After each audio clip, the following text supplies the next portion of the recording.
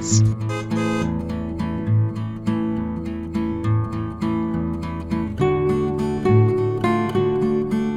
Frenchman's Cove is a charming town on the west coast of the Burin Peninsula. It's a place full of natural beauty, culture, and history. One of the highlights here is Frenchman's Cove Provincial Park.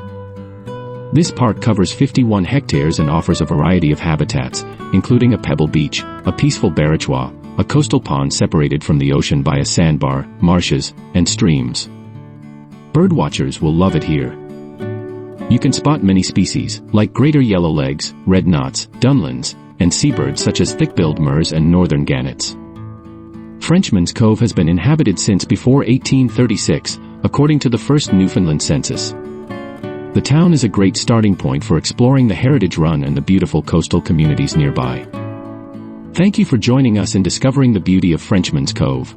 Thank you very much.